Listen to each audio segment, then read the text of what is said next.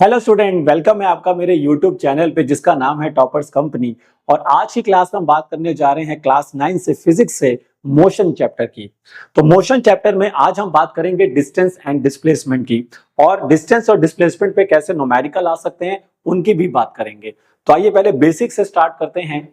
आइए बच्चे, तो सबसे पहले बच्चे हमें यह पता होना चाहिए कि मोशन की डेफिनेशन होती क्या है। तो देखिए, मोशन की डेफिनेशन अगर आप देखें तो डेफिनेशन दी गई है कि an object is said to be in motion. ठीक है, an object is said to be in motion if it changes its position with respect to time. If it changes its position with respect to time, यानी कि अगर कोई भी object अपनी position लगातार change करता रहे समय के साथ साथ, जैसे जैसे टाइम बीत रहा है लेकिन ऑब्जेक्ट अपनी पोजीशन को भी लगातार चेंज कर रहा है, तो हम उसे कहेंगे कि ऑब्जेक्ट किसमें है, मोशन में है। ठीक है, अगर वो ऑब्जेक्ट अपनी पोजीशन को चेंज नहीं कर रहा है तो फिर हम मना करेंगे कि वो मोशन में नहीं है। तो इसलिए यहां पर हम नोट में एक पॉइंट लिख सकते हैं कि if object is not in motion, अगर मान लीजिए कोई भी ऑब्जेक्ट मोशन में नहीं है, दैट मीन्स कि वो अपना पोजीशन चेंज नहीं कर रहा है विद रिस्पेक्ट टू टाइम। तो if object is not in motion then it is called a stationary object, या तो हम उसको नाम देते हैं स्टेशनरी ऑब्जेक्ट, और या तो हम कह सकते हैं ऑब्जेक्ट एट रेस्ट। ठीक है, तो ये दो शब्द आपको सुनाई देंगे इस चैप्टर में कि ऑब्जेक्ट स्टेशनरी है या फिर ऑब्जेक्ट स्टार्ट फ्रॉम रेस्ट है। तो ऐसा भी बोलते हैं। तो रेस्ट मतलब होता है कि ऑब्जेक्ट पहले रुका हुआ है, चल नहीं रहा है। ठीक है, तो ये हो गया मोशन की डेफिनेशन। अब देखिए, फिजिक्स में जब बच्चा यहाँ पर पहली बार क्लास 9th में जब फिजिक्स पढ़ता है तो वहां पर कुछ टर्मिनोलॉजीज होती है जिनको उसको पहले से ही आना चाहिए। तो there are some basic terms जिनके बारे में हमें पहले से इंफॉर्मेशन होनी चाहिए ताकि हमें फिजिक्स को पढ़ने में आसानी हो सके। तो आइए पहले तो हम एक चीज पहले बात कर लेते हैं कि मोशन कितने टाइप्स के होते हैं, और उसके बाद मैं बेसिक टर्म्स की बात करूंगा जो कि इस चैप्टर के लिए इंपॉर्टेंट रहेंगी। तो आइए सबसे पहले हम बात करते हैं टाइप्स ऑफ मोशन, यानी कि इस चैप्टर में अगर हम बात करें तो हम किस तरह के मोशंस की बात करेंगे। देखिए, आपकी ऑब्जेक्ट का जो मोशन होता है वो इस बात पे डिपेंड करता है कि वो किस पाथ में मूव कर रहा है, यानी कि उसका जो पाथ होता है वो डिसाइड करता है उसका मोशन का टाइप। यानी कि अगर मैं सबसे पहले टाइप की बात करूं जो हमारे कोर्स में है, उसका नाम होता है लीनियर मोशन। अब आपने लीनियर शब्द कई बार सुना होगा, तो याद करिए लीनियर शब्द का क्या मतलब होता था। तो लीनियर शब्द का मतलब, जैसे कि अगर आप मैथ्स में जाते हैं तो लीनियर इक्वेशन आपने वर्ड सुना होगा, लीनियर पॉलिनोमियल आपने वर्ड सुना होगा। तो linear is always represent straight line, यानी कि जब हमारा ऑब्जेक्ट का जो पाथ होगा बिल्कुल स्ट्रेट लाइन होगा तो हम कहेंगे कि ऑब्जेक्ट का मोशन क्या है, लीनियर है। तो इसलिए जैसा कि मैंने कहा कि पाथ डिसाइड करेगा मोशन किस टाइप का होगा। तो इसीलिए यहां पर हम डेफिनेशन क्या लिख देंगे कि when object is traveling in a straight line path, ध्यान से सुनिए, when an object is traveling in a straight line path, its motion is called linear motion। तो जब भी आपकी ऑब्जेक्ट का मोशन स्ट्रेट लाइन पाथ पे रहेगा तो उसको कहेंगे लीनियर मोशन। अगर आप एग्जाम्पल की बात करें कि ऐसा कहां हम देख सकते हैं, तो इसके एग्जाम्पल्स में आप जा सकते हैं, जैसे कि car moving in on a highway. अगर कोई गाड़ी हाईवे पे जब चलती है तो हाईवे बिल्कुल स्ट्रेट लाइन पाथ की तरह दिखाई देते हैं। तो हाईवे पे आप जो मोशन देखेंगे ऑब्जेक्ट का तो उसको लीनियर मोशन ही कहेंगे। तो स्ट्रेट लाइन पाथ होना चाहिए। अगर ऑब्जेक्ट बिल्कुल स्ट्रेट लाइन पाथ में ट्रेवल कर रही है तो आप उसे नाम दीजिए लीनियर मोशन। अगर अब ऑब्जेक्ट का जो पाथ है वो स्ट्रेट नहीं है तो सर फिर उसे क्या कहेंगे? तो उसको कह सकते हैं आप नॉन लीनियर मोशन, है ना भाई। अगर हम सेकेंड टाइप का मोशन बनाएं तो हम उसे कह सकते हैं नॉन लीनियर मोशन। लेकिन अब नॉन लीनियर मोशन मतलब कि आपका ऑब्जेक्ट अब स्ट्रेट लाइन पाथ में ट्रेवल नहीं कर रहा है, तो फिर उसका पाथ क्या होगा? इसलिए अब देखिए मैं सिर्फ क्लास 9 की बात कर रहा हूं, वैसे मोशन तो अलग अलग टाइप्स के हो सकते हैं। जैसे कि अगर मैं इसमें आपको दो इंपॉर्टेंट मोशंस की बात करता हूं, तो इसमें एक मोशन आप पढ़ेंगे क्लास 9th में ही, जिसे कहते हैं सर्कुलर मोशन। तो ये तो क्लास 9th में ही आ गया। तो आपकी क्लास 9th की फिजिक्स में मोशन जब आप पढ़ते हैं तो आपको सिर्फ दो तरह के मोशन पे ही क्वेश्चन ज्यादा आते हैं। या तो आपकी ऑब्जेक्ट स्ट्रेट लाइन ट्रेवल करेगी, दैट मींस लीनियर मोशन, और नहीं तो आपका ऑब्जेक्ट का जो पाथ होगा वो सर्कुलर होगा, that's why it is called circular motion. लेकिन एक मोशन बच्चे और भी होता है, वो आप आगे बड़ी क्लासेस में पढ़ेंगे, and that motion is called projectile motion. Projectile motion का जो पाथ होता है वो पैराबोलिक होता है। यानी कि सर्कुलर मोशन में अगर आप काम करते हैं तो बताइए इसमें आपका जो ऑब्जेक्ट होगा वो ट्रेवल्ड करेगा इन सर्कुलर पाथ। ठीक है, तो अगर आपकी ऑब्जेक्ट सर्कुलर पाथ में मूव कर रही है, ठीक है, अगर आपकी ऑब्जेक्ट सर्कुलर पाथ में मूव कर रही है तो ऑब्जेक्ट का मोशन कैसा लिया जाता है? सर्कुलर मोशन लिया जाता है। ठीक है, ऐसे ध्यान रखिए। और सर ये प्रोजेक्टाइल मोशन क्या होता है? देखिए प्रोजेक्टाइल मोशन में अगर हम बात करते हैं तो उसमें पैराबोलिक पाथ होता है। बस इतना याद रखिए कि यहां पे जो पाथ होता है वो पैराबोलिक होता है। अब ये पैराबोला भी एक शेप होती है जो कुछ यू जैसा दिखाई देता है। जब आपकी ऑब्जेक्ट इस तरह से ट्रेवल करती हो तो that path is called parabolic path, और इसलिए उस मोशन का नाम हो जाता है प्रोजेक्टाइल मोशन। लेकिन अभी आप सिर्फ सर्कुलर मोशन पे फोकस करेंगे। सर्कुलर मोशन के एग्जाम्पल क्या हो सकते हैं? सर्कुलर मोशन का एग्जाम्पल हो सकता है मोशन ऑफ अर्थ। ठीक है, मोशन ऑफ अर्थ। अगर अर्थ का मोशन अगर आप देखें अराउंड द सन तो वो भी सर्कुलर होता है। इसके अलावा मोशन ऑफ टायर, जितने भी व्हीकल्स में टायर लगे होते हैं उनका भी मोशन सर्कुलर होता है। फैन जो आपके घर में चल रहा है उसका भी मोशन सर्कुलर है। तो सर्कुलर मोशन तो रियल में आपको काफी सारा दिख जाएगा। प्रोजेक्टाइल मोशन में आपकी जितनी मिसाइल्स वगैरह होती हैं जो प्रोजेक्टाइल मोशन पे जाती हैं, आप किसी की तरफ जब बॉल को थ्रो करते हैं तो वो भी पैराबोलिक पाथ लेता हुआ ही उस दूसरे इंसान तक पहुंचता है। ठीक है, तो प्रोजेक्टाइल मोशन को हम पढ़ेंगे बड़ी क्लासेस में। अभी सिर्फ हम फोकस करेंगे या तो लीनियर मोशन में और बोलिए या तो सर्कुलर मोशन में। तो आई होप सबको समझ में आ गया होगा कि पाथ डिसाइड करता है टाइप ऑफ मोशन। ठीक है, अब मैंने आपको कहा था कि अगर आपको क्लास 9th का फिजिक्स अच्छे ढंग से पढ़ना है तो आपको कुछ टर्मिनोलॉजीज हैं, कुछ टर्म्स हैं जिनको पहले से ही समझना होगा। तो एक टर्म हम फिजिक्स में काफी ज्यादा यूज करते हैं, आइए उसको समझते हैं। तो उस टर्म को यहां पर कहते हैं मैग्नीट्यूड। क्या कहते हैं? मैग्नीट्यूड। तो टीचर बोलेगा कि अरे इसका मैग्नीट्यूड ये आ रहा है या इसका मैग्नीट्यूड फाइंड करो। तो मैग्नीट्यूड शब्द का मतलब क्या होता है? देखिए जितनी भी फिजिकल क्वांटिटीज होती हैं, जिनको मेजरेबल क्वांटिटीज को फिजिकल क्वांटिटी कहते हैं, जिनको मेजर कर सकते हैं। लाइक आपने किसी का डिस्टेंस मेजर कर लिया, स्पीड मेजर कर ली, वॉल्यूम मेजर कर ली, मास मेजर कर लिया, लेंथ मेजर कर ली। तो अब जब आप उसको मेजर करेंगे तो यू गेट सम वैल्यू। जैसे कि अब मैंने किसी का लेंथ मेजर किया और आप मुझे कह रहे हैं कि वो 10 मीटर है, तो जो वो आप 10 बता रहे हैं दोस्त, वो आपका बन जाता है मैग्नीट्यूड।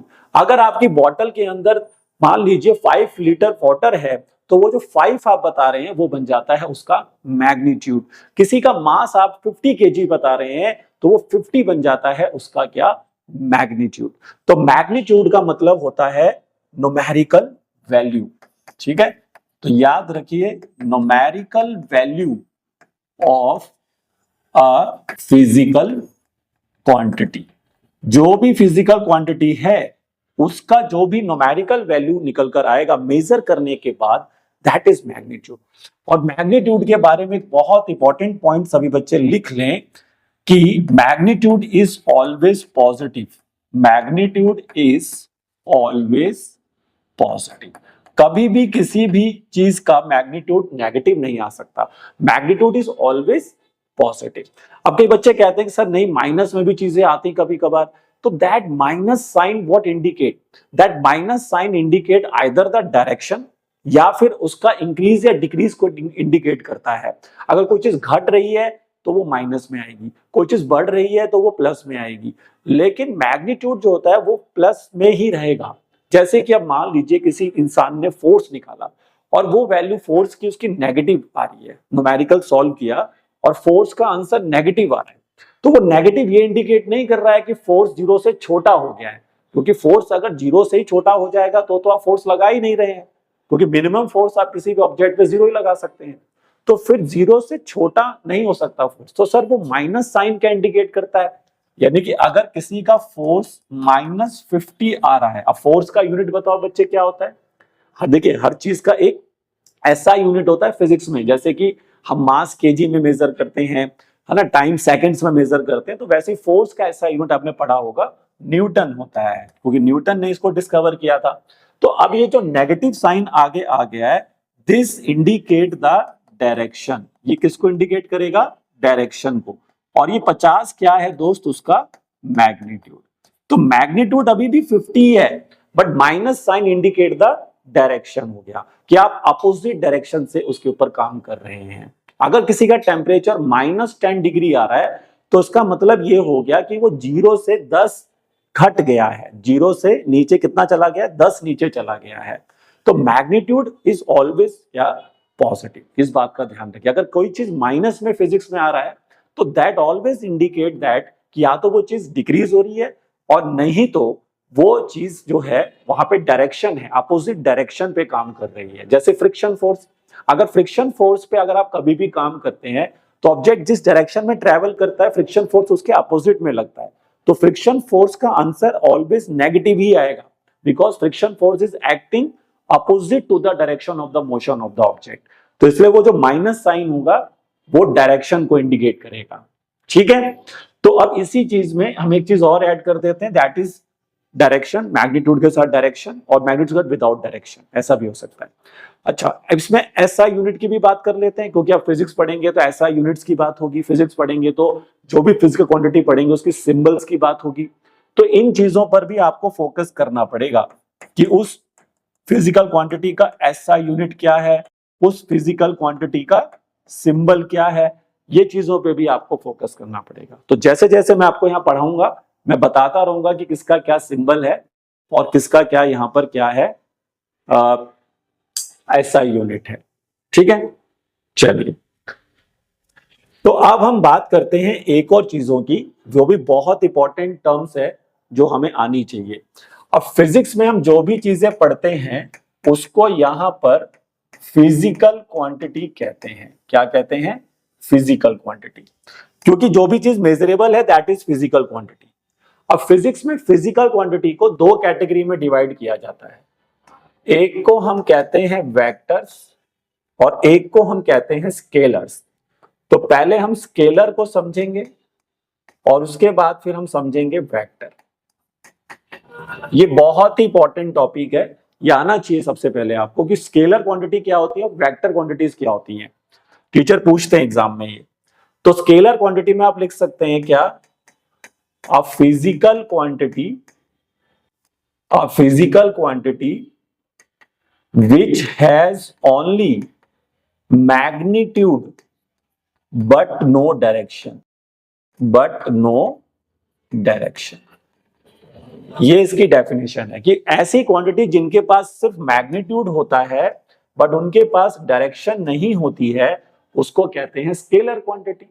यानी कि जब उन चीजों को मेजर किया जाता है तो वहां पे डायरेक्शन का कोई रोल नहीं होता है, डायरेक्शन से उनको कोई लेना देना नहीं है, किसी भी डायरेक्शन में आप उनको नापिए मेजर करिए वैल्यू सेम आती है।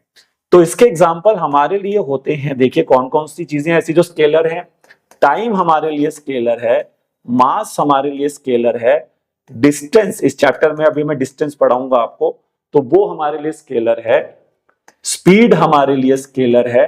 ठीक है, तो टाइम हो गया, मास हो गया, डिस्टेंस हो गया, स्पीड हो गया, ये सब चीजें स्केलर है। ये ऑलवेज क्या रहेंगे, इनके पास मैग्नीट्यूड होगा, इनके पास डायरेक्शन का कोई लेना देना नहीं है।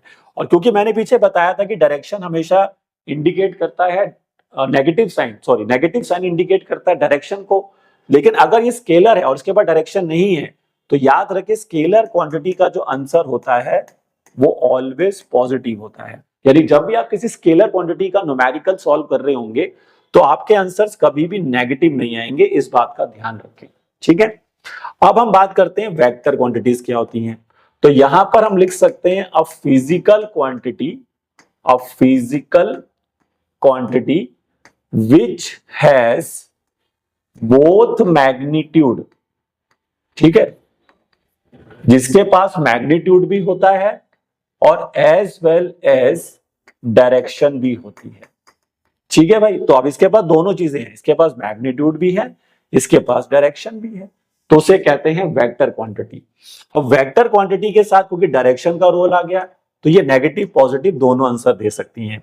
इसमें सबसे पहला एग्जांपल जो आप लर्न करें वो लर्न कर लें डिस्प्लेसमेंट। अभी हम पढ़ेंगे, आज का टॉपिक हमारा मेन यही है कि डिस्टेंस और डिस्प्लेसमेंट के ऊपर कैसे काम करते हैं। उसके बाद आप पढ़ सकते हैं वेलोसिटी, ये भी इसी चैप्टर का टॉपिक है वेलोसिटी। उसके बाद हम इसी चैप्टर में एक टॉपिक और पढ़ेंगे एक्सेलरेशन। इसके अलावा हम फोर्स बात कर सकते हैं, इसके अलावा मोमेंटम, ठीक है, इनकी भी बात कर सकते हैं। तो ये देखिए, तो ये चीजें जो हैं, जैसे फोर्स है, अगर हम किसी ऑब्जेक्ट पर फोर्स लगा रहे हैं तो वहां पे डायरेक्शन मैटर करेगा कि आपको in the motion of the force लगाना है या अपोजिट डायरेक्शन से फोर्स लगाना है। अब मुझे किसी ऑब्जेक्ट को रोकना है तो जिस डायरेक्शन में ऑब्जेक्ट जा रहा है उसी डायरेक्शन में फोर्स लगा दूंगा तो ऑब्जेक्ट रुकेगा थोड़ी ना, मुझे उसको अपोजिट डायरेक्शन से फोर्स लगाना पड़ेगा। ठीक है, तो इसलिए जब हम फोर्स पे काम करते हैं या वेलोसिटी पे काम करते हैं तो हमारे जो आंसर्स होते हैं वहां पर नेगेटिव भी आते हैं। तो नेगेटिव आंसर इंडिकेट, मान लो आप इसी चैप्टर में एक्सेलरेशन निकाल रहे हैं, अब किसी बच्चे का एक्सेलरेशन मान लीजिए -5 आ रहा है, तो माइनस इंडिकेट दैट कि वहां पर वो वैल्यू डिक्रीज हो रही है, वेलोसिटी स्पीड डिक्रीज हो रही है। एक्सेलरेशन का मतलब क्या होता है, जब किसी चीज को एक्सेलरेट करते हैं तो क्या होता है, उससे उसकी स्पीड बढ़ती है। अगर एक्सेलरेशन नेगेटिव है तो उसका मतलब स्पीड घट रही है, वेलोसिटी घट रही है उसकी। अभी हम बात करेंगे आगे स्पीड वेलोसिटी की, बट मैं अभी समझाने की कोशिश कर रहा हूं कि नेगेटिव साइन का मतलब होता क्या है। ठीक है, तो इसलिए यहां पर हम लिख लेंगे कि ये आपके जो इनके आंसर्स आएंगे कैन बी पॉजिटिव और नेगेटिव। तो इसलिए इनके याद रखें, इनके आंसर्स पॉजिटिव भी आ सकते हैं और नेगेटिव भी आ सकते हैं, दोनों आ सकते हैं। तो आई होप आपको ये सब चीजें समझ में आ रही होंगी। मैग्नीट्यूड क्या होता है, एसआई यूनिट्स कैसे लिखनी है वो हम बात करते रहेंगे, अभी धीरे धीरे सिंबल्स क्या रहेंगे वो भी याद रखने पड़ेंगे। जो पढ़ रहे हैं वो स्केलर है या वेक्टर है, अभी तो मैंने कुछ एग्जांपल्स लिखे हैं इस चैप्टर के हिसाब से लिखे हैं, बट आगे और भी एग्जांपल्स आएंगे जो कि स्केलर वेक्टर में जाएंगे। ठीक, एक चीज मैं यहां पर और ऐड करूंगा, जब आप बड़ी क्लासेस में पढ़ते हैं तो वेक्टर को डिनोट किया जाता है एक स्पेशल सिंबल से।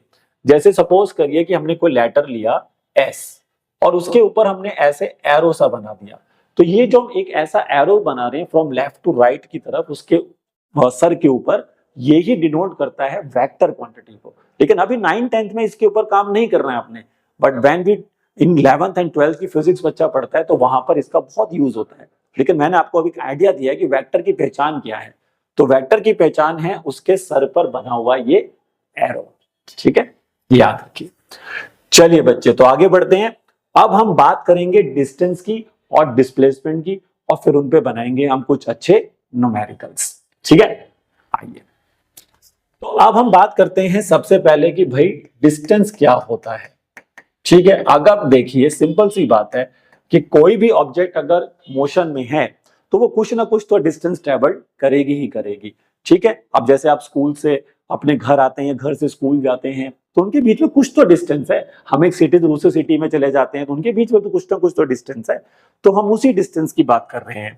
तो डिस्टेंस की डेफिनेशन अगर आप देना चाहें तो क्या देंगे कि द टोटल पाथ, ध्यान से सुनिए क्योंकि देखिए डेफिनेशन इंपॉर्टेंट होती है और डेफिनेशन जनरली वही याद करें जो एक अच्छी डेफिनेशन हो। क्योंकि देखो अब हम डिस्टेंस कुछ भी लिख सकते हैं वैसे तो, क्योंकि हमें पता है कि यार ये चीज ऐसे होती है, लेकिन हमें इसको फिजिक्स की भाषा में ही लिखना होता है, तभी टीचर मार्क्स देते हैं। तो टोटल पाथ कवर, ध्यान से सुनिए, total path covered during the motion of an object. जब तक वो ऑब्जेक्ट मोशन में रहा तो उसने टोटल कितना पाथ कवर किया वो निकाल लीजिए। The total path cover during the motion of N object is called its distance. तो जब भी आपको किसी क्वेश्चन में न्यूमेरिकल में डिस्टेंस फाइंड करने को कहा जा रहा है, तो आप ये देखिए कि ऑब्जेक्ट का इनिशियल पॉइंट क्या था और ऑब्जेक्ट का फाइनल पॉइंट क्या था, और वहां तक पहुंचने के लिए उसे टोटल पाथ जो कवर किया वो सारा पाथ सम कर दीजिए तो आपको मिल जाएगा डिस्टेंस। तो इसलिए यहां पर हम लिख लेते हैं कि डिस्टेंस कभी भी आपको निकालना होगा तो टोटल पाथ निकाल लीजिए। ठीक है भाई, ये हो गया फर्स्ट पॉइंट। अच्छा, सेकंड पॉइंट आप डिस्टेंस में अब याद करें इसका सिंबल। तो डिस्टेंस का सिंबल जो हम इस चैप्टर में यूज करेंगे वो करेंगे एस। और डिस्टेंस मैंने पीछे क्या बताया था, कैसी क्वांटिटी होती है, it is a scalar quantity, यानी कि डिस्टेंस का आंसर कभी भी नेगेटिव नहीं आएगा, इट ऑलवेज पॉजिटिव। तो यहां पे लिख देते हैं डिस्टेंस इज ऑलवेज पॉजिटिव। तो ये ध्यान रखें कि डिस्टेंस कभी भी नेगेटिव नहीं आते, हमेशा क्या होते हैं, पॉजिटिव होते हैं। ठीक है भाई, तो इस तरह से आप ध्यान रखेंगे। डिस्टेंस के बारे में कुछ इंपॉर्टेंट पॉइंट्स मैंने आपको बता दिए हैं और वो उनको याद कर लीजिए। चलिए अब हम डिस्प्लेसमेंट भी समझ लेते हैं क्या होता है और फिर उनके ऊपर न्यूमेरिकल्स बनाएंगे। ठीक है, आइए अगर हम इसकी जगह पर बात करते हैं नेक्स्ट टॉपिक की जिसका नाम है डिस्प्लेसमेंट। तो डिस्प्लेसमेंट की डेफिनेशन देखो, पहले मैं बताता हूं क्या होती है। इसकी डेफिनेशन दी गई है द शॉर्टेस्ट डिस्टेंस कह लो या पाथ कह लो, ठीक है। द शॉर्टेस्ट डिस्टेंस या पाथ लेना होता है between the initial and final position of the object is called its displacement। ये डेफिनेशन कि शॉर्टेस्ट डिस्टेंस, यानी कि जब आप डिस्प्लेसमेंट की बात करेंगे तो टोटल पाथ का कोई लेना देना नहीं है, वो तो डिस्टेंस में आ जाता है। आपको ये देखना है कि जब ऑब्जेक्ट जहां से चला और जहां जाके रुका उनके बीच में सबसे छोटा डिस्टेंस क्या हो सकता है, सबसे छोटा पाथ क्या हो सकता है, वो पाथ अगर आप निकाल लेते हैं तो दैट बिकम्स द डिस्प्लेसमेंट। अभी एग्जांपल से आपको ज्यादा समझ में आएगा, बट अभी डेफिनेशन याद रखें आप। अच्छा, इसके बारे में और क्या क्या बातें याद रखनी होगी सर। सबसे पहला पॉइंट इसका सिंबल। इसका भी सिंबल देखिए एस होगा, लेकिन क्योंकि ये एक वेक्टर क्वांटिटी है, याद रखिए डिस्प्लेसमेंट और डिस्टेंस में जो पहला डिफरेंस आपको याद रखना है वो यही याद रखना है कि distance is a scalar but displacement is a vector. ठीक है, अगर आप डिस्प्लेसमेंट देखिए वेक्टर है तो आपका ही बुक में इसका सिंबल एस के ऊपर ऐसे एरो भी बना देगा टीचर। ठीक है, 9th में शायद ना मिले आपको, बट बड़ी क्लासेस में ऐसा मिलेगा। तो एरो बनाने का मतलब मैंने क्या बताया था कि वो वेक्टर क्वांटिटी को रिप्रेजेंट करता है। ठीक है, अब क्योंकि ये वेक्टर है तो इट कैन बी पॉजिटिव और नेगेटिव, यानी कि डिस्प्लेसमेंट के आंसर्स हमारे नेगेटिव भी आ सकते हैं, और नेगेटिव अगर आ रहे हैं तो फिर वो कहीं ना कहीं अपोजिट डायरेक्शन पे काम करेगा या फिर वो पार्ट नेगेटिव साइड पर ज्यादा होगा, इसको भी ऐसे समझ सकते हैं। तो इट कैन बी पॉजिटिव और क्या, नेगेटिव। ठीक है, अब डिस्टेंस और डिस्प्लेसमेंट में कुछ और इंपॉर्टेंट पॉइंट्स होते हैं जो आपको याद रखने हैं, उसके बाद फिर हम न्यूमेरिकल्स की बात करेंगे। और अभी आपको उतना अच्छा नहीं समझ में आ रहा होगा कि अरे सर ये शॉर्टेस्ट डिस्टेंस समझ नहीं आ रहा क्या चीज है, वो एग्जाम्पल से समझ आऊंगा। ठीक है, अभी थोड़ा सा धैर्य रखिए। ठीक है, चलिए तो आगे बढ़ते हैं और कुछ और पॉइंट्स हम नोट में लिख लेते हैं।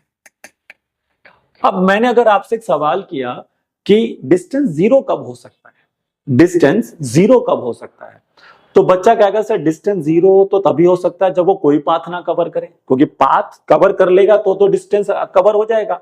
तो याद रखिए डिस्टेंस तो सिर्फ एक ही केस में जीरो हो सकता है, जब मोशन में ऑब्जेक्ट ना हो। तो distance can be zero only when object is not moving, कि भाई आपका ऑब्जेक्ट मूव ही ना करे, चलिए ना, रेस्ट पे रहे, तो डिस्टेंस जीरो है। लेकिन डिस्प्लेसमेंट की कहानी सुनो, बड़ी चमत्कारी कहानी है ये। डिस्प्लेसमेंट पे थोड़ा काम करना मुश्किल होता है बच्चों के लिए, न्यूमेरिकल उसके आसान नहीं होते हैं। डिस्प्लेसमेंट आपके ऑब्जेक्ट के मोशन में रहने के बावजूद भी जीरो हो सकता है सर ये कैसे हो गया कि ऑब्जेक्ट मोशन में है और उसके बावजूद भी हम कहेंगे कि डिस्प्लेसमेंट जीरो है? हाँ बिल्कुल, इसके लिए क्या कंडीशन होती है ध्यान से सुनिए। When the initial and final position, ध्यान से सुनिए कि जब उस ऑब्जेक्ट का इनिशियल पोजीशन, इनिशियल मतलब जहां से उस ऑब्जेक्ट ने चलना स्टार्ट किया वो पॉइंट ले लीजिए और जहां वो रुक गई वो पॉइंट ले लीजिए, अगर वो दोनों सेम है then the initial and final position of object are same। ठीक है भाई, जहां से चले वहीं वापस आ जाए। तो याद रखिए, अब खुद सोचिए, मैं ए से चलूं और मैं चलकर, जैसे देखिए इसका एग्जांपल देता हूं मैं आपको। पहले मैं ए से बी गया, पहले मैं ए से बी गया और मैं बी से वापस ए आ गया, पहले मैं ए से बी गया और मैं बी से वापस ए पर आ गया। तो भाई ऐसी कंडीशन में मेरा ए जो होगा वो ही इनिशियल भी होगा और यही मेरे लिए फाइनल भी होगा। तो भाई फिर इन दोनों के बीच में कोई शॉर्टेस्ट डिस्टेंस नहीं बनेगा भाई, जब पॉइंट ही सेम हो गए दोनों तो उनके बीच में कोई शॉर्टेस्ट पाथ नहीं बन सकता। तो फिर आपका जो डिस्प्लेसमेंट होगा इस केस में वो क्या हो जाता है, जीरो। तो when the initial final position of the object are same, it's displacement is zero. This is very important point जो सभी बच्चे याद रखें। जैसे कि फॉर एग्जांपल आप अपने घर से रोज स्कूल जाते हैं, स्कूल जाकर फिर आप वापस घर आ जाते हैं, तो आपका घर जो था वो आपका इनिशियल पॉइंट था और फाइनल पॉइंट भी आपका वही घर अगर हो गया तो इस केस में आपका डिस्प्लेसमेंट कितना हो गया, जीरो। लेकिन डिस्टेंस नहीं होगा, मान लीजिए आपके घर और स्कूल के बीच में 10 किलोमीटर का डिस्टेंस है, तो 10 किलोमीटर आप गए और 10 किलोमीटर आप वापस आए, तो 20 किलोमीटर का टोटल पाथ कवर हुआ, तो वो हो गया डिस्टेंस। लेकिन क्योंकि आप घर वापस आके जहां से गए थे, लेकिन डिस्प्लेसमेंट आपका जीरो हो गया। ठीक है, जैसे कि इस डायग्राम में भी देख सकते हैं। चलिए तीसरा पॉइंट जो आपको ध्यान में रखना है कि डिस्प्लेसमेंट का जो आंसर होता है, ध्यान से सुनिए, डिस्प्लेसमेंट का जो आंसर होता है वो हमेशा लेस देन और इक्वल टू हो सकता है डिस्टेंस के। कभी ऐसा नहीं होगा कि किसी ऑब्जेक्ट का डिस्प्लेसमेंट डिस्टेंस से बड़ा आ रहा है। टीचर पूछते हैं ये बात तो मना कर दीजिए भाई, ऐसा नहीं हो सकता। Displacement is the shortest distance, तो वो डिस्टेंस से बड़ा कैसे हो सकता है। ठीक है, चौथा पॉइंट हमसे टीचर ये पूछते हैं कि भाई डिस्टेंस और डिस्प्लेसमेंट का वैल्यू सेम कब आ सकता है, इक्वल कब हो सकते हैं ये, तो इसकी कंडीशन बताओ। टीचर पूछेगा कि when distance and displacement are equal, तब ऐसा हो सकता है कि जो ऑब्जेक्ट का डिस्टेंस था वही उसका डिस्प्लेसमेंट हो जाए। तो when distance and displacement are equal, तो उसका आपने मान लो क्वेश्चन है कि when distance and displacement are equal, तो आपने इसका आंसर लिखना है कि when object is travelling, when object is travelling in a straight line path, straight line path, यानी आपकी ऑब्जेक्ट अगर बिल्कुल स्ट्रेट लाइन पाथ यानी कि लीनियर मोशन में ट्रैवल कर रही है तो फिर डिस्टेंस और डिस्प्लेसमेंट की वैल्यू सेम हो जाती है। तो ये इंपॉर्टेंट कंडीशन है कि डिस्टेंस और डिस्प्लेसमेंट तभी इक्वल होगा जब ऑब्जेक्ट बिल्कुल स्ट्रेट लाइन पाथ में ट्रैवल कर रहा होगा विदाउट चेंजिंग इट्स डायरेक्शन। जैसे ए से बी जा रहा है तो ए से बी चले ही जा रहा है, वही पाथ को ट्रैवल करे जा रहा है, तो फिर आप उस केस में डिस्टेंस और डिस्प्लेसमेंट आपका बिल्कुल बराबर आ जाएगा। तो ये सभी पॉइंट्स आपको सभी बच्चों को याद रखने हैं और ये इंपॉर्टेंट पॉइंट्स हैं अब डिस्टेंस और डिस्प्लेसमेंट के बारे में। और इसमें सेकंड पॉइंट आपके लिए बहुत इंपॉर्टेंट है कि ये कब डिस्प्लेसमेंट जीरो होता है।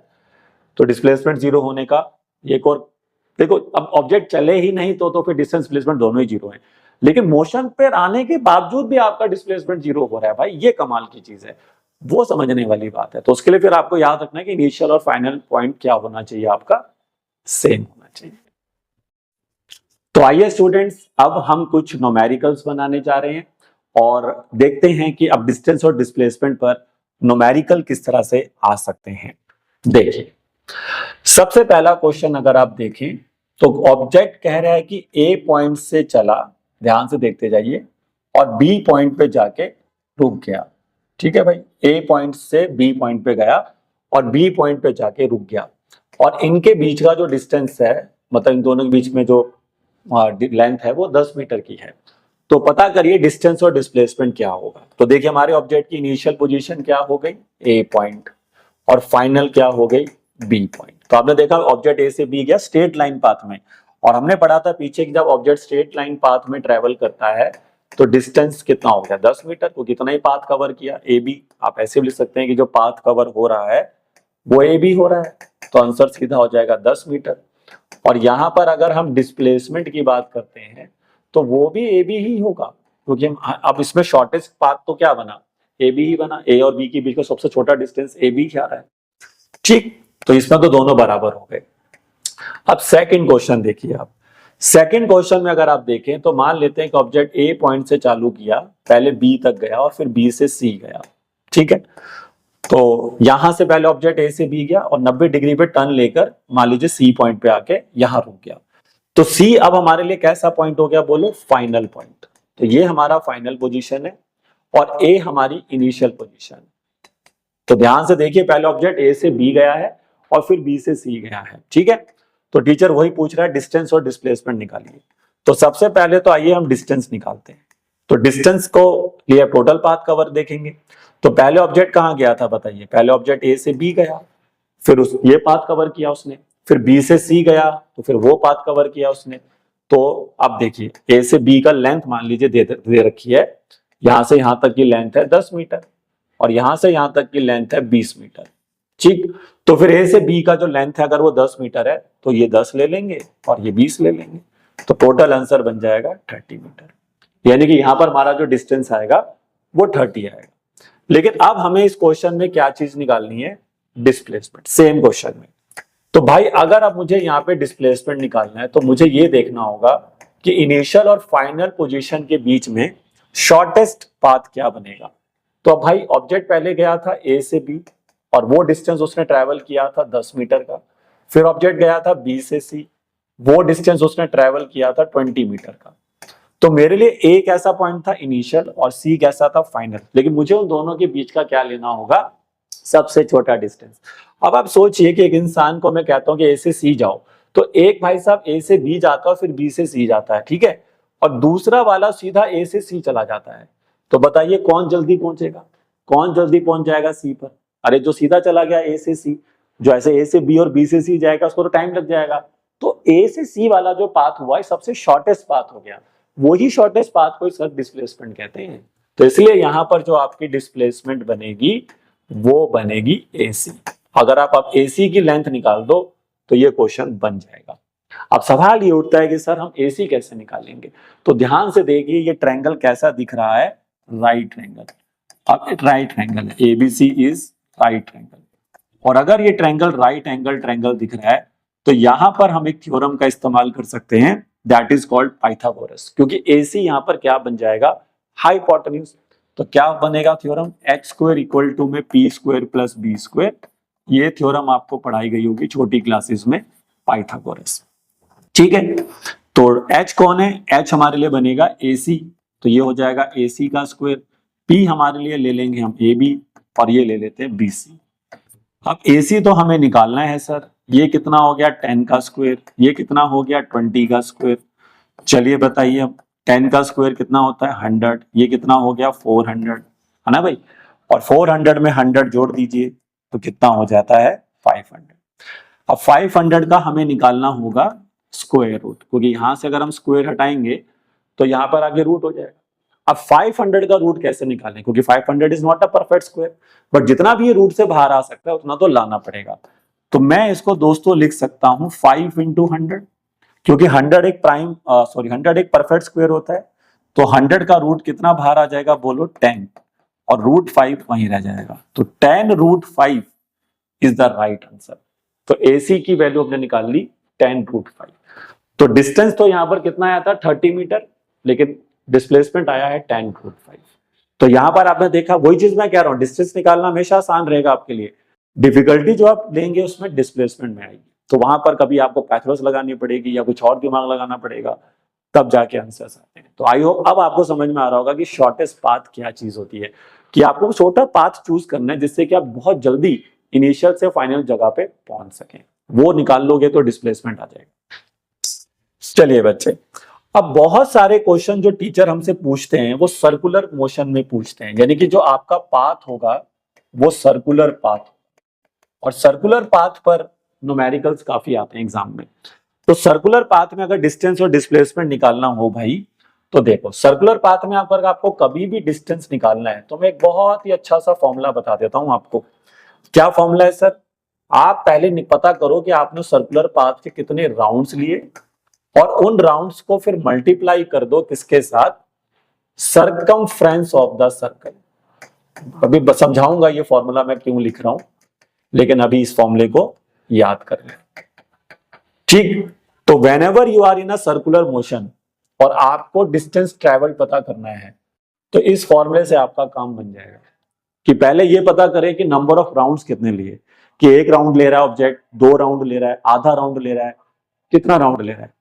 वो जब निकल जाएगा तो उसको उस सर्कल के सर्कमफ्रेंस से इंटू कर दीजिए। क्यों?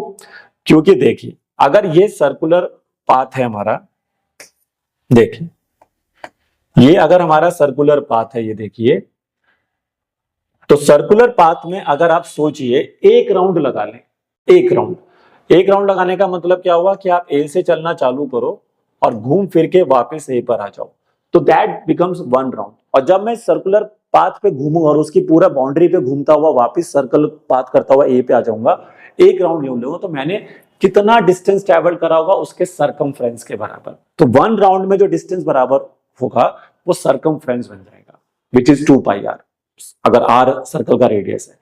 लेकिन आप जितने मर्जी राउंड लेंगे उतना टाइम सर्कमफ्रेंस बढ़ता चला जाएगा, है ना भाई, उतना टाइम से आपको सर्कमफ्रेंस के साथ मल्टीप्लाई, 2 राउंड लोगे तो 2 इंटू सर्कमफ्रेंस कर दो, 3 राउंड लोगे तो 3 गुना कर दो।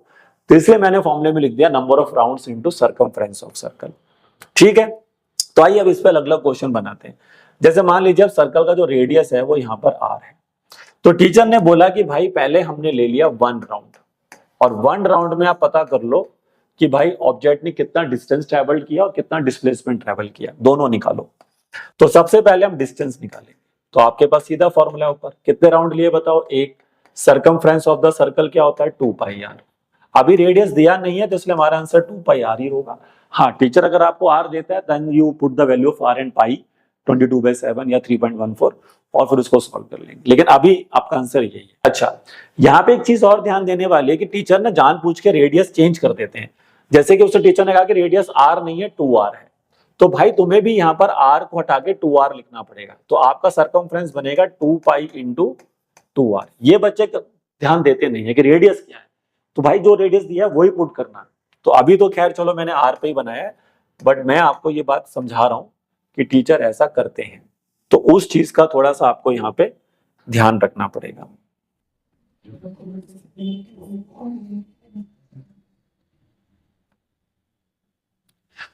ठीक है, तो उस चीज का तो आपको देखिए ध्यान रखना पड़ेगा।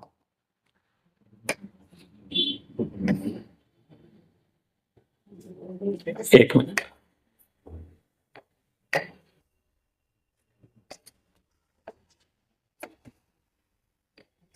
तो अभी जो मेरा सर्कल है उसमें हमने रेडियस क्या लिया हुआ है? r ही लिया हुआ है, तो अभी तो आंसर यही है। ठीक है, अब इसी में हमें क्या पता करना था? डिस्प्लेसमेंट।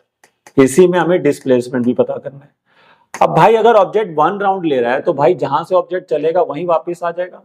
भाई ए से ऑब्जेक्ट चला तो ए पे ही तो वापस आ गया, और अभी मैंने पीछे बताया था कि अगर ऑब्जेक्ट जहां से चले वहीं पर ही घूम फिर के वापस आ जाए तो आपका इनिशियल और फाइनल पॉइंट सेम हो गया, तो फिर उनके बीच में कोई शॉर्टर डिस्टेंस नहीं होगा, तो डिस्प्लेसमेंट हो जाएगा 0।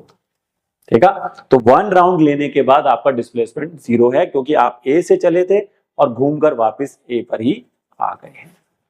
अब इसी में टीचर मान लीजिए 2 राउंड कर देता है, इसी में टीचर कहता है कि अब ऑब्जेक्ट कितना राउंड्स ले रहा है? 2 राउंड्स ले रहा है। अब यहीं पर ऑब्जेक्ट अगर 2 राउंड्स लेता है भाई, तो फिर डिस्टेंस क्या होगा? तो फिर आप नंबर ऑफ राउंड्स 2 कर दो, सरकमफ्रेंस आपका 2πr ही रहेगा, आंसर हो जाएगा 4πr। लेकिन बताओ जरा डिस्प्लेसमेंट कितना होगा यहाँ पे?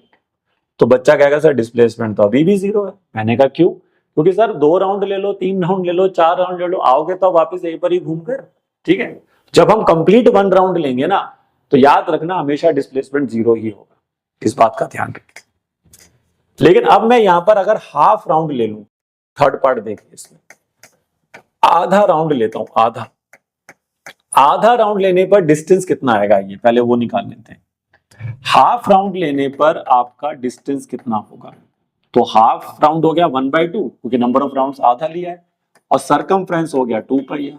इस बार 2 से 2 कट जाएगा तो पाई आर हो गया, क्योंकि अब सेमी सर्कल टाइप बन गया ना, क्योंकि आपने आधा राउंड लिया हुआ है। अच्छा, लेकिन अब इसमें अगर हमें डिस्प्लेसमेंट निकालना है तो वो कैसे होगा, देखो डिस्प्लेसमेंट पे कैसे काम करेंगे।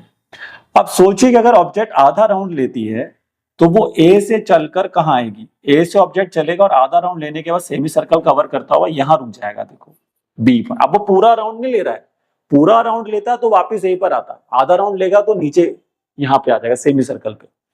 तो अब भाई अगर मैं पता करूं तो ए हमारा कौन सा पॉइंट हो गया, इनिशियल।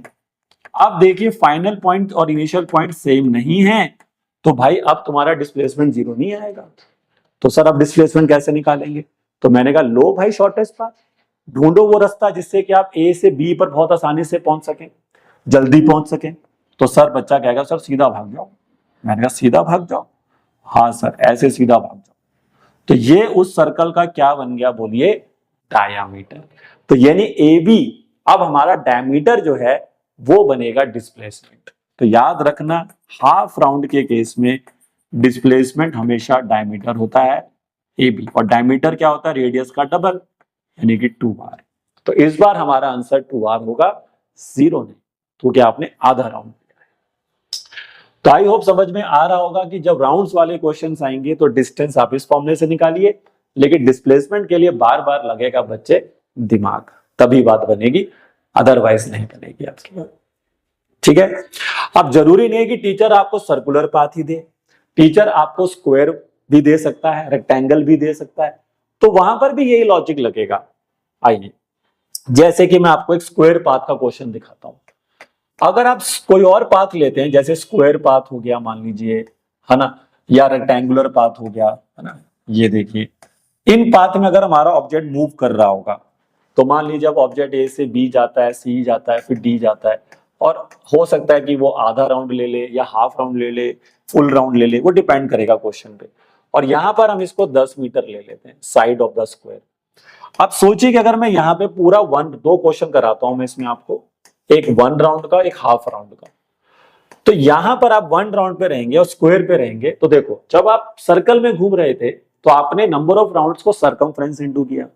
जब आप स्क्वायर या रेक्टेंगुलर पाथ में घूम रहे, किसी और पाथ में घूम रहे हैं, सर्कल पाथ नहीं है, तो आप नंबर ऑफ राउंड्स को उसके पेरीमीटर से इनटू करिए। तो यहां पर जो आपका डिस्टेंस का फॉर्मूला बनेगा वो number of rounds multiply by perimeter बनेगा, क्योंकि देखो सर्कल के लिए भी तो वो पेरीमीटर ही बन गया ना, सरकमफ्रेंस। तो सर्कल के अंदर वो पेरीमीटर कहलाता है, बाकी जगह सर्कल में वो सरकमफ्रेंस कहलाता है, बाकी के लिए पेरीमीटर कहलाता है, तो एक ही बात है। तो देखिए अब मैं यहां पर अगर डिस्टेंस निकालता हूं और 1 राउंड ले लिया, तो वो नंबर ऑफ राउंड्स तो 1 हो गए, and what is the perimeter of the square, 4 into side, और साइड कितनी है बताओ यहां पर 10, तो मेरा जो डिस्टेंस होगा वो आ जाएगा 40 मीटर। तो इस तरह से हम डिस्टेंस निकाल सकते हैं। लेकिन अगर मैंने 1 राउंड पूरा लिया है तो भाई मैं जहां से चला हूंगा वहीं वापस आ जाऊंगा, तो डिस्प्लेसमेंट तो 0 होगा। भाई अगर मैं ए से चला हूं मान लो, और घूम कर मैं वापस ए पे ही तो आ जाऊंगा 1 राउंड लेने के बाद, तो मेरा डिस्प्लेसमेंट 0 हो गया भाई। लेकिन इसी में अगर मैं भाई हाफ राउंड कर दूं, ठीक है, इसी में अगर मैं हाफ राउंड कर दूं तो क्या होगा ये देखते हैं। अब हाफ राउंड लेने पर हमारा सबसे पहले डिस्टेंस निकाल लेते हैं। तो डिस्टेंस में राउंड कितना हो गया दोस्त, हाफ हो गया, ठीक है। पेरीमीटर क्या होगा, 4 इंटू साइड होगा, ठीक है। तो इस बार 2 से 4 कट के 2 हो जाएगा, तो 2 इंटू साइड कर दो, तो 2 इंटू 10 का आंसर आ जाएगा 20 मीटर। और इससे भी समझ सकते थे भाई, अगर 40 मीटर में पूरा डिस्टेंस हो रहा है, पूरा पाथ कवर कर रहा है, तो 20 मीटर में आधा करेगा, सिंपल लॉजिक, ऐसे भी कर सकते हैं डायरेक्ट। लेकिन अब मैं यहां अगर डिस्प्लेसमेंट निकालने जाऊंगा ना तो मेहनत होगी भाई, सीधा सीधा आंसर नहीं आ जाएगा। तो आइए वो स्क्वायर हम वापस बना लेते हैं। अब ये हमारा स्क्वायर है, 10 मीटर ये साइड होगी, 10 मीटर ही ये साइड होगी। अच्छा, आधा मीटर, आधा ग्राउंड लेगा ऑब्जेक्ट, तो ए से चलकर कहां पहुंचेगा बताओ ना जरा, कौन से पॉइंट पे पहुंचेगा। तो बच्चा कहेगा सर ऐसे केसेस में तो फिर मेरे को लगता है ये सी पे पहुंचेगा, अगर ए से बी गया और बी से सी गया तो यहां रुक जाएगा जाके। तो अब मेरा इनिशियल और फाइनल पॉइंट सेम नहीं आ रहा, इनिशियल ए है, फाइनल मेरा सी है। तो अब मुझे उन दोनों के बीच का लेना होगा सबसे छोटा डिस्टेंस, सबसे छोटा पाथ। तो सबसे छोटा पाथ यहाँ पे क्या बनेगा दोस्त, डायगोनल। ये देखिए ए से सी अगर आप सीधा भाग जाएं तो दैट इज डिस्प्लेसमेंट। तो डिस्प्लेसमेंट की वैल्यू यहाँ पर ए सी है, और अगर हमें ए सी निकाल के रख दें तो बात बन सकती है, क्योंकि ए से सी सीधा चले जाएंगे तो सबसे शॉर्टेस्ट पाथ वही है सी तक पहुंचने का, याद करिए। और ऐसा ही क्वेश्चन अभी पीछे सेम हमने किया था, सेम टू सेम। अब इसमें भी अगर आप ध्यान से देखें तो राइट एंगल बन जाएगा ये, और राइट एंगल यहाँ बनेगा, स्क्वायर की सारी साइड 90 डिग्री पर होती है। तो अब यहाँ पर जाके फिर से लगानी पड़ेगी आपको पाइथागोरस। तो इन ट्रायंगल एबीसी में जाके पाइथागोरस लगा दीजिए, तो एसी का स्क्वायर इक्वल टू हो जाएगा A B square plus B C square.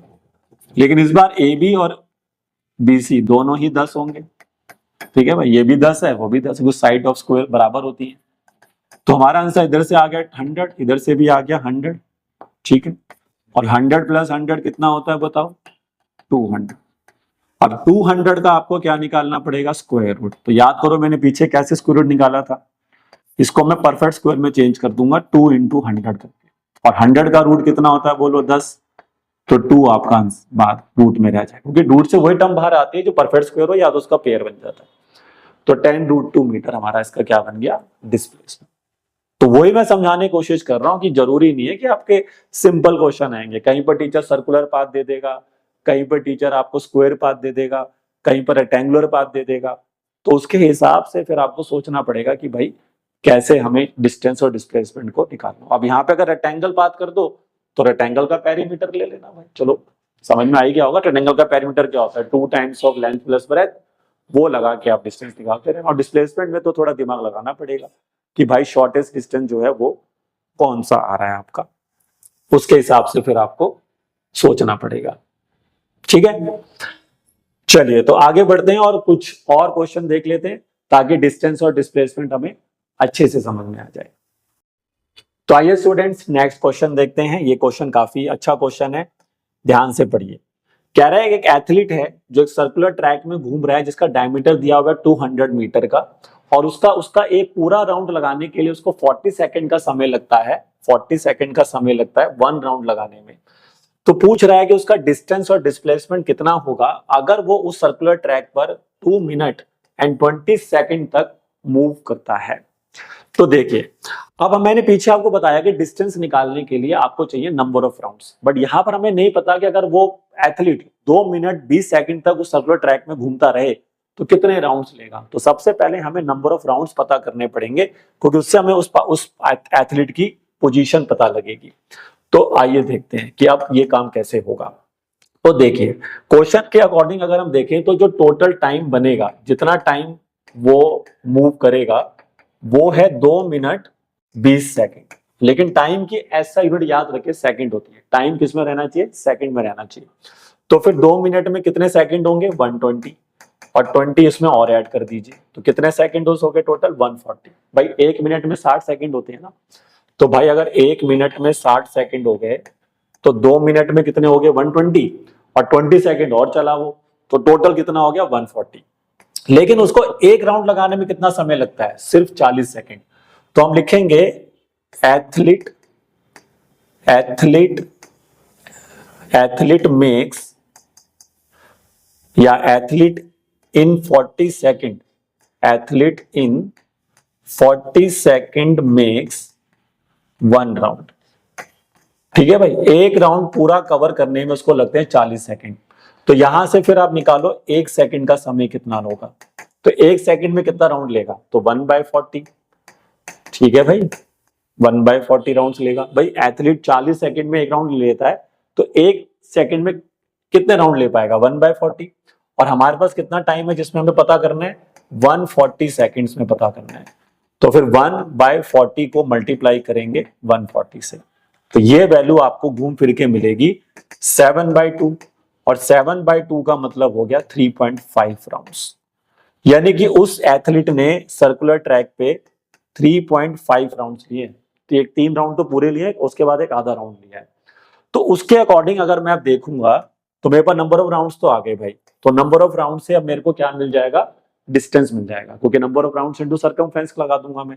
देखिए भाई यहाँ पर नंबर ऑफ राउंड्स नहीं पता थे तो वो पहले निकाले कि भाई 40 सेकंड में एक राउंड ले रहा है तो एक सेकंड में 1/40 कर लेंगे, और 140 में निकालना, जब एक सेकंड में इतना राउंड हो रहा है तो 140 में निकालने के लिए उसको मल्टीप्लाई कर देंगे, दिस कॉल्ड यूनिटी मेथड कहते हैं इसको। ठीक है, तो आइए अब यहां से हम पता कर लेते हैं पहले तो डिस्टेंस। तो डिस्टेंस का फॉर्मूला क्या था बोलो, नंबर ऑफ राउंड्स, कितने राउंड्स लिए वो ले लो, और उसको मल्टीप्लाई करना था किसके साथ, ट्रैक का जो भी सरकमफ्रेंस होगा। ठीक है, ट्रैक का जो भी सरकमफ्रेंस होगा। तो नंबर ऑफ राउंड्स कितने लिए, 3.5। 3.5 को मैं 7/2 लिख सकता हूं, और सरकमफ्रेंस हो गया 2πr। तो देखिए 2 से 2 कैंसिल हो गया आपका। ठीक है, तो 7 आ गया, पाई की जगह 22/7 रख दो, और डायमीटर कितना दिया था 200। तो भाई अगर डायमीटर 200 है तो रेडियस उसका आधा कर दो 100। ठीक है, तो यहां पर 100 आ जाएगा, तो 7 से 7 भी कट गया, तो कितना आंसर आ गया 2200 मीटर। तो डिस्टेंस ट्रैवल्ड जो होगा वो 2200 मीटर के बराबर होगा। लेकिन सवाल उठता है कि सर डिस्प्लेसमेंट कहां से लाओगे, तो भाई डिस्प्लेसमेंट निकालने के लिए मेरे को अब ये देखना है कि 3.5 राउंड लेने के बाद वो कहां पहुंचेगा। तो खुद दिमाग लगाओ कि अगर ये मेरा सर्कल था, सर्कुलर ट्रैक है, वो ए से चलता है, तो पहला एक राउंड पूरा लेगा तो घूमकर ए पे ही आएगा, दूसरा राउंड पूरा लेगा घूमकर ए पर आएगा, तीसरा राउंड पूरा लेगा घूमकर ए पर आएगा, जैसे आधा राउंड और लेगा 3.5 करना है ना तो बी पर आ जाएगा। अभी पीछे देखिए आधा राउंड वाला क्वेश्चन भी कराया था मैंने। तो 3.5 राउंड्स लेने के बाद वो ए के ठीक सामने बैठेगा बी पर। तो अब इन दोनों के बीच का शॉर्टेस्ट डिस्टेंस क्या बनेगा, वही डायमीटर। अरे वही डायमीटर ही तो बन गया भाई। ठीक है, तो इसलिए यहां पर याद रखिए जो आपका डिस्प्लेसमेंट होगा वो डायमीटर होगा, और डायमीटर कितना दिया था 200 मीटर। 200 मीटर, क्योंकि 3.5 राउंड लेने के बाद वो एक तरीके से ए के ठीक सामने बी वाले पॉइंट पर आ जाएगा यहाँ पर, क्योंकि एक राउंड, 2 राउंड, 3 राउंड और उसके बाद आधा राउंड। तो आधे राउंड के हिसाब से फिर हमने पता करा कि भाई बी पर आ गया, और ए और बी का सबसे शॉर्टेस्ट पाथ लेंगे तो वो ये बनेगा, डायमीटर बनेगा। तो इस तरह से आप ये क्वेश्चन भी कर सकते हो। ये अच्छा क्वेश्चन है क्योंकि इसमें नंबर ऑफ राउंड्स भी हमें खुद ही निकालना होता है। वैसे मैं आपको नंबर ऑफ राउंड्स का एक फॉर्मूला भी बता देता हूँ। चलो, वैसे तो मैंने देखो भी मेहनत से निकाला था, लेकिन मेरे पास एक फॉर्मूला भी है, ट्रिक भी है, आप वो भी यूज कर सकते हैं। तो जब भी आपको कभी भी नंबर ऑफ राउंड्स निकालने हो, ठीक है, तो आप ये फॉर्मूला भी लगा सकते हो। ऊपर लिख दो टोटल टाइम कि कितना टाइम तक वो घूम रहा है, और उसको डिवाइड कर दो time taken for 1 round, time taken for 1 round. तो ये फॉर्मूले से अगर आप जाओगे तो आपको हमेशा नंबर ऑफ राउंड्स पता लग जाएंगे। जैसे यहाँ पे टोटल टाइम कितना था 140, और टाइम टेकन फॉर 1 राउंड कितना था 40, तो 140 को 40 से डिवाइड कर दो, आ जाएगा 3.5। ठीक है, तो फॉर्मूला भी याद कर सकते हैं। चलिए नेक्स्ट क्वेश्चन देखिए, कह रहा है particle is moving in a circular path. ये भी सर्कुलर पाथ का क्वेश्चन है, और कहता है कि वहां पर वो 3/4 मूव करता है, 3/4। अब ये कुछ नया सा वर्ड यूज कर लिया, 3/4। तो आइए समझते हैं भाई अभी क्वार्टर या 3/4 क्या होता है। तो अगर मैं फिर से यहां पर एक सर्कल फिगर बनाऊं आपके लिए, देखो तो देखिए अब क्वार्टर का मतलब होता है सर्कल का 1/4 पार्ट। तो यहां मैं सर्कल को पहले 4 बराबर हिस्सों में डिवाइड कर देता हूं। तो ये देखिए, ये मैंने सर्कल को 4 बराबर हिस्सों में डिवाइड कर दिया। अब सोचिए कि आपका जो पार्टिकल है वो ए से चलना चालू करता है, तो ए से चलकर अगर भाई वो बी पर आ जाए तो उसको कहेंगे फर्स्ट क्वार्टर। इतना बन गया तो ये बन गया फर्स्ट क्वार्टर। क्वार्टर का मतलब होता है 1/4 पार्ट। जैसे सोचिए एक पिज्जा है और पिज्जा के 4 बराबर हिस्से करते, तो एक हिस्सा जो पिज्जा का बनेगा ना उसको क्या कहोगे, 1/4 कहोगे, क्वार्टर कहोगे। तो ये क्वार्टर हो गया, देखो ये क्वार्टर है, तो एक क्वार्टर ही हो गया। तो यहां से अगर वो यहां तक जाएगा तो एक क्वार्टर का डिस्टेंस ट्रेवल करेगा। फिर उसने बोला कितने क्वार्टर जाने हैं आपको, 3। तो भाई एक क्वार्टर और जाएगा, तो बी से सी जाएगा भाई, बी से सी जाएगा तो यहां पहुंच जाएगा। फिर एक क्वार्टर और जाएगा, एक क्वार्टर और जाएगा तो फिर डी पे पहुंच जाएगा। डी पे जाके वो रुक जाएगा भाई। ध्यान से देखो, कलर देखो, पहले येलो वाला देखो पाथ, फिर ब्लू वाला पाथ, फिर पिंक वाला पाथ। तो ऐसे हो जाएगा 1 क्वार्टर, ये बना सेकंड क्वार्टर, ये बन गया थर्ड क्वार्टर। इस तरह से वो डी पॉइंट पे जाके रुकेगा। फिर तो यहां पर सबसे पहले उसने पूछा डिस्टेंस पता करो, कितना डिस्टेंस ट्रेवल किया उसने। तो अब देखिए, हमें अगर एक क्वार्टर का पता हो तो उसके हिसाब से 3 से उसको मल्टीप्लाई कर देंगे, 3 क्वार्टर हो जाएगा। तो देखो पूरे सर्कल का सरकमफ्रेंस कितना होता है, अगर पूरा सर्कल ये घूम जाता, एक राउंड पूरा ले लेता, तो सरकमफ्रेंस के बराबर डिस्टेंस ट्रेवल कर लेता 2 पाई आर। लेकिन अब क्वार्टर के लिए, क्वार्टर क्या है, आपके सर्कल का 1/4 पार्ट है, तो इसको आप 4 से डिवाइड कर दो। देखो तो 4 से डिवाइड करने के बाद ये बन जाएगा पाई आर बाई 2। यानी कि अगर मैं क्वार्टर में घूम रहा हूं, मैं अगर सिर्फ ए से बी गया, ये देखिए सिर्फ मैं ए से बी गया, तो मैंने कितना डिस्टेंस ट्रेवल किया होगा, pi R by 2, pi R by 2। Circle का 1/4 कर दो, सर्कल के सरकमफ्रेंस का 1/4 कर दो। लेकिन आपने कितने क्वार्टर घूमे यहाँ पे, 3, तो 3 को इंटू करना पड़ेगा पाई आर बाय 2 से, 3 को मल्टीप्लाई करना पड़ेगा पाई आर बाय 2 से। तो अब रेडियस मान लो आर है, दे रखा है, रेडियस आर दे रखा है, तो फाइनल आंसर बनेगा 3/2 पाई आर, ये आपका आंसर। तो ये तो हुआ डिस्टेंस, लेकिन उसमें आपको डिस्प्लेसमेंट भी निकालने को कहा गया है। अब डिस्प्लेसमेंट के लिए हमें पता करना है कि कहां से चला और कहां रुका। तो भाई वो चला कहां से था, चला वो था ए पॉइंट से, ये वाला पॉइंट, तो ये इनिशियल है, और डी पे जाके रुक गया, ये उसका फाइनल है। ऐसे आया और डी पे रुक गया, तो ए और डी के बीच का क्या लेना पड़ेगा, शॉर्टेस्ट डिस्टेंस, तो वो तो भाई ये बनेगा, ए और बीच के शॉर्टेस्ट डिस्टेंस तो ए बनेगा, एडी। तो यहां पर अगर आपको डिस्प्लेसमेंट निकालना है तो आपको एडी की वैल्यू पता करनी है। अब किसी तरीके से अगर आप एडी निकाल दें तो बात बन जाएगी, एडी निकाल लें तो बात बन जाएगी।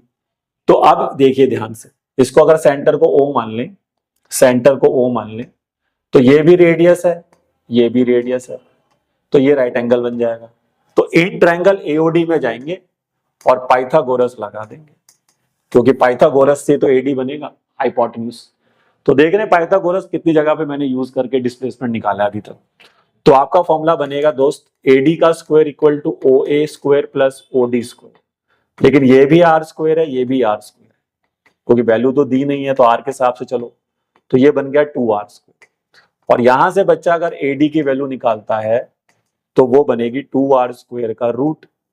अब 2r स्क्वायर का रूट कैसे निकलेगा, तो भाई हम इसको लिख सकते हैं 2r इंटू आर, तो r का पेयर बन गया। और वैसे भी याद रखो, जो वैल्यू स्क्वायर में होती है रूट में, वो रूट से बाहर आ सकती है, तो r का पेयर बन गया, तो एक r तो बाहर ले आओ, लेकिन 2 रूट में रह जाएगा। तो आपका जो डिस्प्लेसमेंट आएगा वो आएगा r√2। बोलिए क्या आएगा, r√2 आएगा। तो ये है लॉजिक भाई। तो इस तरह से अगर आप काम करते हैं तो ही बात बनेगी भाई। तो वही मैं बार बार कह रहा हूं कि डिस्प्लेसमेंट पे मेहनत होती है भाई। डिस्टेंस इस वाले क्वेश्चन पे तो दोनों पे मेहनत थी, कि डिस्टेंस पे भी दिमाग लगाना था कि क्वार्टर का कैसे हिसाब किताब चलेगा। तो क्वार्टर का मतलब होता है पूरे सर्कल का 1/4, तो पूरे सर्कल का 1/4 में सरकमफ्रेंस का 1/4 कर दो, उतना डिस्टेंस एक क्वार्टर में ट्रेवल होगा। और ऐसे 3 क्वार्टर थे तो इसलिए मैंने 3 से उसको मल्टीप्लाई किया। तो इस तरह से अगर आप काम करते हैं तो बात बन सकती है। और यहाँ पे देखिए कुछ क्वेश्चन टीचर डायरेक्शंस पे भी देते हैं, तो डायरेक्शंस के ऊपर भी काम कर लेना थोड़ा सा, जिसमें आपका ऊपर वाला डायरेक्शन हमेशा क्या होता है, नॉर्थ होता है, नीचे वाला साउथ होता है, और इधर ईस्ट होता है, इधर वेस्ट होता है। तो कुछ क्वेश्चन कई बार ऐसे डायरेक्शन रिलेटेड भी आते हैं। मतलब मैं ये तो नहीं कह रहा कि बहुत ज्यादा इंपॉर्टेंट है, लेकिन जितने न्यूमेरिकल्स मैंने अभी तक आपको कराए हैं ये सभी आपके लिए इंपॉर्टेंट है। अगर आप ये सभी न्यूमेरिकल्स को ढंग से करके जाते हैं तो बात बन जाएगी आपकी। तो आई होप सभी बच्चों को आज का लेक्चर समझ में आया होगा, और इनकी और प्रैक्टिस करिए और क्वेश्चंस बनाइए इनके ऊपर, ताकि और परफेक्शन आपको मिल सके। तो आज का वीडियो अच्छा लगा हो तो उसको लाइक और शेयर जरूर किया करें, और अगर चैनल सब्सक्राइब नहीं किया है तो जरूर कर लें, क्योंकि अब हम ऐसे ही इंटरेस्टिंग वीडियोस, ऐसे ही काम की वीडियोस बच्चों के लिए लेके आते हैं। और अगले लेक्चर में अब हम इसकी बात करेंगे स्पीड और वेलोसिटी की। तो तब तक जुड़े रहिए हमारे साथ और मेहनत करते रहिए और पढ़ते रहिए।